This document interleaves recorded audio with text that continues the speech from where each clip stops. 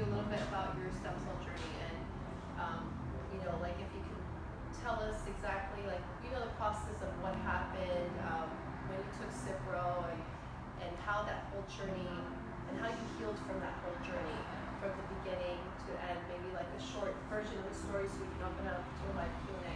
Sure. I can go hours and hours about this, but I'm going to condense it to a few minutes for you.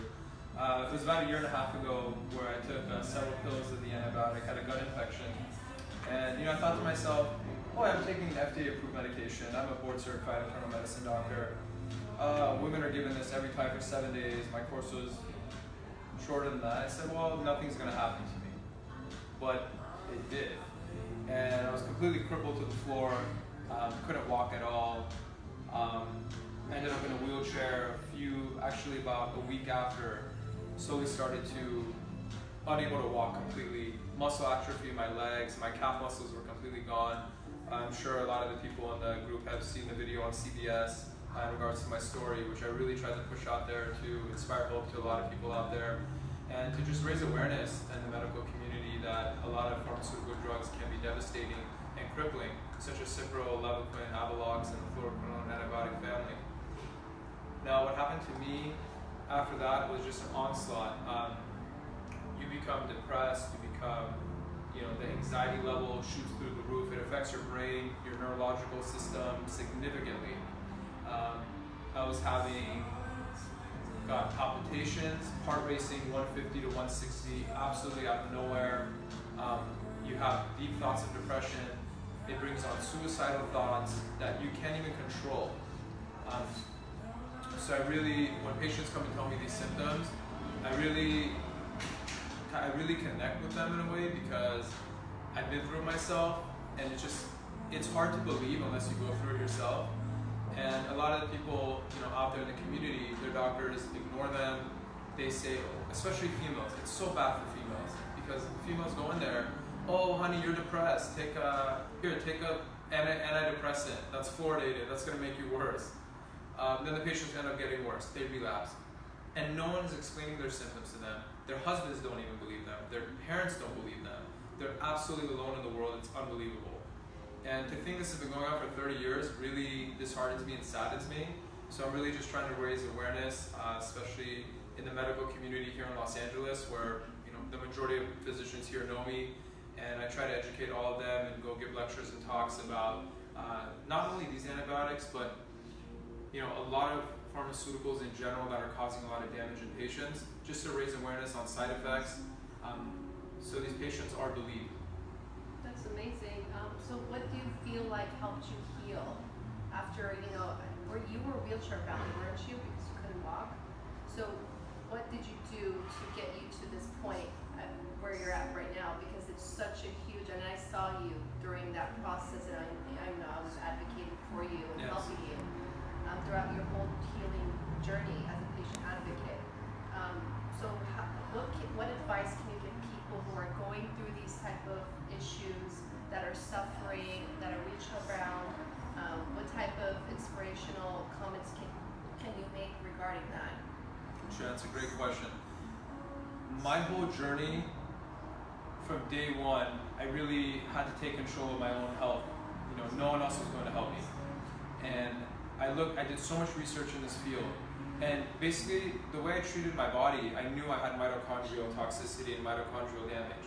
I knew I had central nervous system damage. It's not possible. I'll give you an example. If I went on the moon for a month, my legs would not be as atrophied and flaccid. You've seen the video, you saw my legs, they were complete jello. You tap them, flaccid, flopping, you can't stand up, you can't walk like that. So the only way that can happen is the myelin sheath in the nerve is not sending a signal to the muscle, and you can't contract the muscle at all. So it's kind of like being on the moon for a year, and then you lose all muscle tone and atrophy. And this happened within a week, 1 to 2 weeks, you're just completely gone. What I want to do is, I really want to inspire hope to people that if you take control of your life, you do the right things, obviously taking all the right supplements, doing a full protocol, knowing what to do, what IVs to go get. A lot of patients always ask me, it's hard to explain because it's so detail oriented and customized to each patient. It's just hard to say what's going to work for someone is going to work for someone else. We're all different. But that whole journey took me into a world of researching, which I feel if I wasn't a doctor, I wouldn't have understood most of the things I read. And that really saved me. My medical training really saved me to know what treatments do I have to do for myself. So I tried. I started experimenting. I started trying based on the pathophysiology and the mechanisms of the drug occurring the damage to the mitochondria. I slowly started getting better. And then, as you know, I had the stem cell infusion, which I had adipose, my own fat. We had adipose taken out and spun out the purified mesenchymal stem cells, and I received an infusion. And I can show you videos, actually, I've shown you videos. 6 days after my stem cell therapy, I was actually able to contract my calf muscle using my mind. So kind of when you make a muscle, yourself, I was able to finally do that slowly. And that's when my healing process really begun. It's hard for me to say, well, was this the cure-all? Because I don't have a twin who went through the same thing that didn't have the treatment. But what I can say is, speaking to thousands of people with this condition, many of them who haven't gotten better in years, I know I obviously did something right for me to fully recover from this ordeal. And what I got from it was a lot of conditions that a lot of patients are suffering from, whether it's autoimmune disease, whether it's MS, something crippling. Lyme disease, absolutely. Lyme disease is a huge one. We're on the West Coast. We don't see it as much as they do in the East Coast, Connecticut, New York, where it's a lot more prominent there on the East Coast. But it is actually rapidly growing here in Southern California as well. It's just it's under-recognized, so the doctors are not aware of it. Yeah. But with that being said, a lot of patients with these debilitating conditions, I feel their mitochondria is damaged. Their cells are damaged from an underlying standpoint. And it's about rebuilding the powerhouse of your cell to get you healthy and to get you back. I've seen a lot of success by using protocols that are implemented to help rebuild and treat the mitochondria. So do you think preventative education is important? Do you think people research, looking up abstract articles, communities would help people that are in the process of healing or looking for answers, because it's so hard, when you feel like you're alone and you don't really have anybody to help you. And like you said, a lot of physicians are not Lyme literate, so it's really difficult. And Lyme disease is not even recognized right now. And it's just people are not taking the time to really tailor their programs or the treatments. Physicians, and healthcare professionals are not. So what advice do you have for those people and for the communities that are trying to speak up and have their journeys being broadcasted or heard, just like you right now taking the time to do this live Q&A with me? Of course. My recommendation tips would be, don't stay quiet. Tell everyone you know. Blast it out there, because without people like you, these diseases and conditions will still be underreported, and doctors and people won't take them seriously. You'll go into different offices and people will say it's all in your head. Oh, you're perfectly fine. You're a 30-year-old girl. Here's an antidepressant. We need to stop that, and that's what I'm here to do. I'm here to educate, doctors, everyone around the world, that we need to listen to our patients. And if your practitioner you feel is not listening to you, not hearing you out, you need to change. You want to blast this out there, and any type of pain that you're dealing with, talk to your loved ones. Let them know. Let your physicians know, and do your own research. Don't try to treat yourself. Please, I beg my patients, don't try to treat yourself, because you might harm yourself more so in doing that, because you may not know other side effects. You might see something online. Oh, this is great for my condition, but you may not then know or read about side effects from it. I've had a lot of patients, for example, take too much magnesium, right? Or they'll go get IVs, and then they feel weak, tired, or their magnesium levels are way too high because they're not getting them measured. This is just one little example. So I really think it's important to be under the care of a medical professional. Google is not a doctor by any means. However, Google may give you some answers and tips on what you can do, but it's always best to see a medical professional for any tips or advice you need. Okay, thank you so much for taking your time to join us, and I'd like to open up the discussion for a live Q&A. So if you guys have any questions, go ahead and ask Dr. Markulili or myself, and we'll be more than happy to answer them for you guys.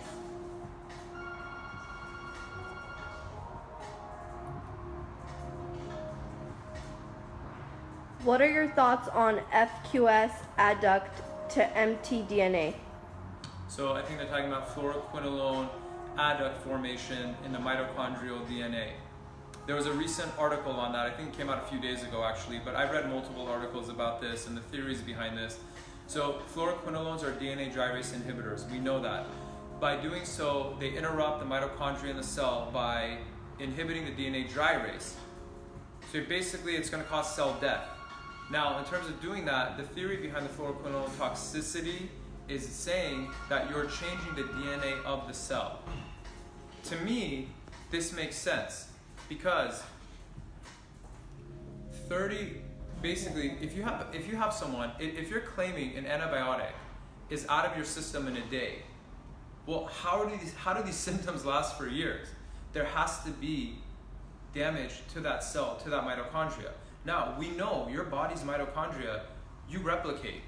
According to research and studies that I've read, every cell in your body should basically replicate itself every 7 years. This is something that I've read. I don't know if this is true or not. I've just read this in studies and reports. I don't know how you can actually measure that. But if you think about it, if you have a patient who takes fluoroquinolones, 7 years later, they're still having symptoms. To me, that's saying I haven't looked under a microscope, electron microscope, to see what's happened to that mitochondria, but I think it's a viable theory that DNA adduct formation has occurred. Okay, thank you for your I hope answer. that answers your question. Yeah, thank you, doctor. So what are your thoughts on intraurethral ozone, the PRP and the stems for IC and women who get frequent UTIs? I have never performed intraurethral ozone, but I think ozone is a great tool. We use it a lot for patients with viral infections, colds. I hear a lot of patients who get ozone actually feel more cognitive, for a few days, so it does help with that. I have a lot of information on ozone on my website, but in regards to intraurethral, I'm not an expert in that, and I'd recommend seeing a urologist that performs functional medicine that has had multiple patients try it to give you their advice and tips on using that and seeing if it's an option for you. Okay, doc, we have a few more questions. What are some other options for people who can't afford stem cells, such as supplements or therapies that you recommend? Great question. Obviously, the one thing that everybody can control without having to go and buy something is lifestyle and diet. I personally, myself, I'm vegan, so I avoid any meat that can be tainted with antibiotics, tainted with steroids, tainted with hormones. As we know, these aren't good for us, right? So diet's very important. I avoid gluten, I avoid soy. I just don't want anything to cause inflammation in my own body, right? So that's the first key. Another tool in my arsenal that I absolutely love is intermittent fasting. Studies have shown when your body fasts, you can help regenerate your cells even faster. Great for weight loss, great for rejuvenation, great for energy. And I've read a lot about water fasts actually. If you can do that, it can remodulate your immune system. That was the word I was looking for. So those are a few of the tips that I can offer you. Make sure no GMO foods. Don't have anything with Roundup pesticides on it. Try to avoid that as much as possible. Eat clean and try to stay organic. If you're going eating their cookies and meat from McDonald's, I've actually had a patient tell me they had a chicken nugget from McDonald's and their symptoms from floxing, which is fluoroquinolone toxicity, all came back. So to me, small things like this to be avoided are very important. Okay, doc, one last question. If our DNA is damaged, why is it safe to use our own stem cells? All right, I get this question all the time. Your stem cells are in your adipose tissue, if you are going that route. Or some doctors perform bone marrow, which I personally don't do based on all the research that I've read. It's not something that I feel feasible option for me to perform for patients. A lot of side effects with it, and the cell count numbers aren't as high actually as adipose tissue if you look at the studies. So, your stem cells are undifferentiated cells. They're in your fat. They haven't turned into anything yet. Now, there's some theories out there that your stem cells can be damaged. Well, for me and my patients who are getting the therapy, we're taking the stem cells from the fat. We're doing our harvesting process. We're spinning it down. It's about a 2.5 hour process to do this, and we're injecting into the joints. Patients are starting to feel better. They're coming back. So for me, I think your question, I kind of related to this. The older you are, the lower stem cell count you're going to have. Because if you think about it, if you think about the death process, we die when we stop making stem cells. We don't have anymore. We get frail, old, skinny, right? As long as you're producing those stem cells, you're going to keep prolonging and rejuvenating yourself. So, in my honest opinion, I don't think the stem cells are fully damaged, because we have seen them improve patients, especially with a lot of debilitating conditions, autoimmune conditions, toxicity conditions. But again, that's more of a question for a lab to go do a huge study. I hope a study can be done through a huge lab to actually look at the viability. But we've done cell count numbers with stem cells through a machine, and we've seen I've seen anywhere from about 30 to about 75 million stem cells after we do our extraction. Okay, thank you so much, doctor. And thank you, Asal, for joining us. Any last words? Well, I appreciate Dr. Marcolini joining us, and for you guys watching, and hopefully you guys will join us for another live Q&A. We'll be chatting with different vendors, and different other physicians will be joining us. Also, I wanted to ask before we go, I appreciate you talking about your whole journey, but I just wanted to ask you, how do you customize your treatment, and what type of treatment protocols do you offer for people who are suffering from toxicity that have gone through what you've gone through? What makes you different or unique compared to other clinics, I want to say, or other healthcare providers or physicians? Your journey, without a question, Sure. is unique, and I respect it a lot, and I'm very grateful for you to take your time to do this live Q&A with me. But I just hope you understand my humble question. Of course. I have a question too. Yeah. I've been wanting to ask. I just wanted to know what makes you different, and how do you provide that platform to people, and how can you help them, and how do you customize your programs? Yeah, so all our programs are custom made for each patient.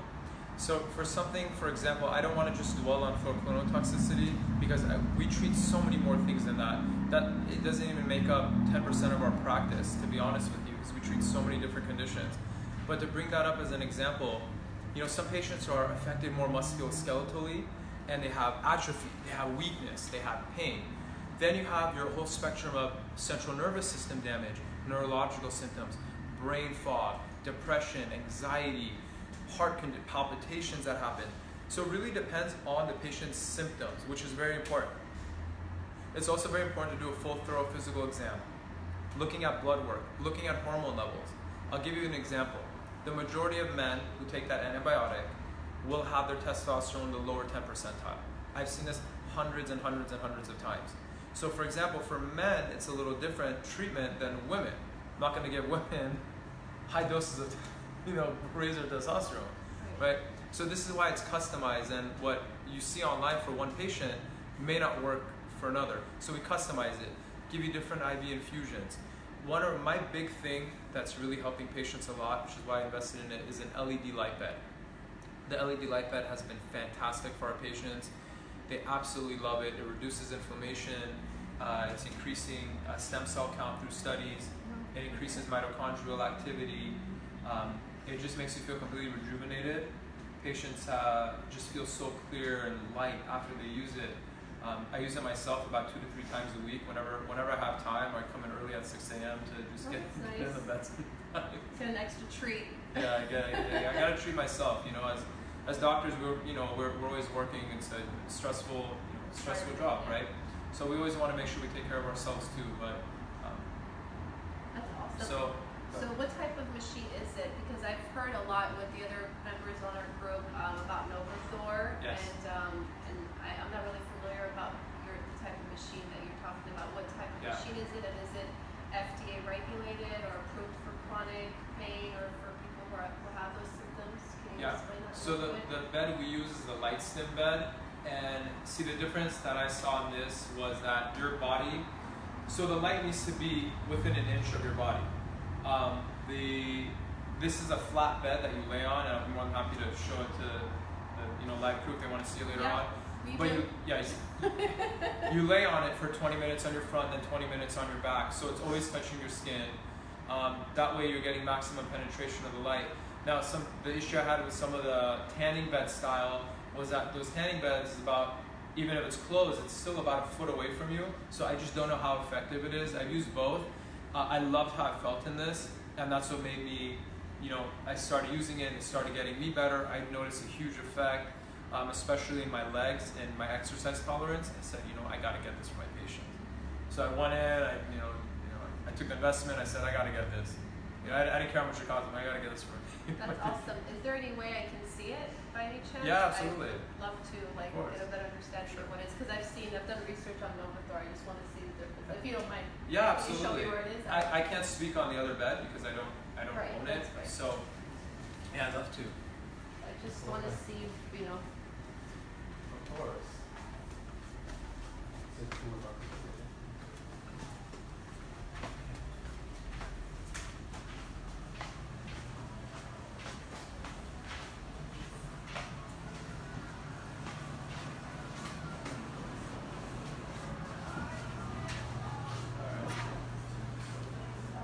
So this is the bed. Let me turn it on for everybody. Oh, that's pretty cool. Oh wow. Okay, and Right. so there's nothing that goes on top of it, or No, how does so you- this work? You lay, so you basically, I'll get in to show you demonstration. Thank you. You're gonna lay in. Well, you want to take everything off, right? And then we put a blanket over you. You lie down for 20 minutes, then it'll shut off, and then you spin over, and then you get down here, and then you lie down for another 20 minutes, and then you're done. Pretty cool. Yeah, so it has red light, infrared, and deep red light, all at different nanometers, and it changes, so it hits different parts of your body. cool. Yes. You mean like what is it that changes? The nanometers, the Oh, light. I see. So yeah, it's Okay. changing all throughout. Yeah, this thing is fantastic. Yeah, and then for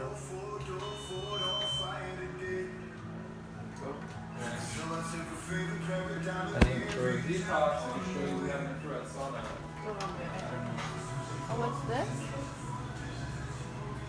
Oh, that's nice. Yeah, we're doing a little construction here, but this is an infrared sauna for detox. The patients need that. Are you guys adding a shower in there, or what's? So when people do the dry sauna, they come and take a bath so they can. It's part No, of the- actually, you shouldn't. We just have the infrared sauna in there. That's for the staff. Yes. I see. Yeah, don't mess. We're doing a little construction here, so. Okay. That's our facility. Awesome. So thank you everyone, and stay tuned next time for another live Q&A. And I want to say thank you for your time. I appreciate Of you course. sharing your journey on social media. I know it's not easy. Sure. And really appreciative of your time. Thank Of you. course. Bye, you guys. Bye, guys. Thank you. Thank you. Thank you.